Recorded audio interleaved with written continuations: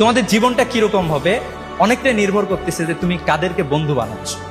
আল্লাহ রাসূল সাল্লাল্লাহু আলাইহি ওয়াসাল্লাম জাস্ট একটা হাদিসে চমৎকার ভাবে বলেছে যে ভালো বন্ধুর উদাহরণ উনি বলেছেন আতর বিক্রেতার মতো, আর খারাপ বন্ধুর উদাহরণ একজন কামারের মতো। তুমি যদি একজন কামারের সাথে যাও তাহলে তুমি যেটা পাবা যে তুমি তার কাছে ভালো কিছু নাও পেতে পারো। সেখানে সে যখন আগুন জ্বালাবে, আগুনের দু একটা ফুলকি তোমার উপরে আসবে, ওইখানকার পোড়া গন্ধ তোমার কাছে আসবে। কিন্তু তুমি যদি একজন আতর বিক্রেতার সাথে যাও, মাঝে মাঝে অন্যকে আতর দেওয়ার পাশাপাশি সে তোমার হাতেও আতর দিয়ে দেবে। যদি নাও দেয় তারপরেও তুমি তার কাছ থেকে সবসময় একটা সুঘ্রাণ পাবা। তো আমি তোমাদেরকে বিশেষভাবে বলবো যে তোমরা ভালো মানুষদের সাথে থাকার চেষ্টা করো। দেখো, বিশ্ববিদ্যালয়ে অনেক ফার্স্ট ইয়ার এসেছিল, আবরার ফাহাদকে যারা খুন করেছিল আমি জানি তারা এই নটর ডেম সহ ভালো ভালো কলেজ থেকে এসেছিল।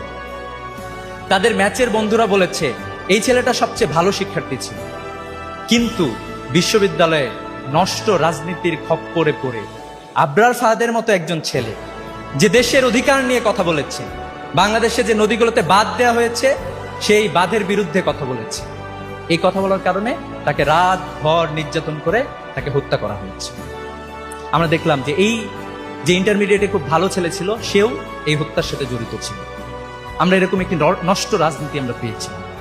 আমরা বিশ্বাস করি যে আমরা তোমাদের কাছে একটা ক্যাম্পাস দিয়ে যাচ্ছি, আমাদের একটাই স্বপ্ন, আমরা অনেক কিছু পারি নাই, আবার অনেক কিছু পারছি। তোমাদের কাছে এই ক্যাম্পাসটা রেখে গেলাম, তোমরা কি আরেকটু সুন্দরভাবে আমাদের ক্যাম্পাসটাকে সাজাই দিতে পারবা না? ফার্স্ট ইয়ারের শিক্ষার্থীদের জন্য আমরা একটা ক্যাম্পাস, আমাদের ডাকসু কাজ করলো, আমাদের সংগঠন থেকে আমরা কাজ করার চেষ্টা করেছি, আমরা তোমাদের কাছে একটা ক্যাম্পাস রেখে গেলাম। আমরা বিশ্বাস করি যদি ঢাকা বিশ্ববিদ্যালয়ের শিক্ষার্থীরা সিদ্ধান্ত নেয়, তারা যদি ঐক্যবদ্ধ হয়, তারা যদি একসাথে আগায় যায়, বাংলাদেশকে রুখার মতো শক্তি পৃথিবীতে কারো নাই ইনশাআল্লাহ। আমরা এটাও বিশ্বাস করি, তোমরা একটু বাংলাদেশের ভৌগোলিক অবস্থানের দিকে তাকায় দেখবা, বাংলাদেশের আশপাশে কোনো মানুষ শান্তিতে নাই।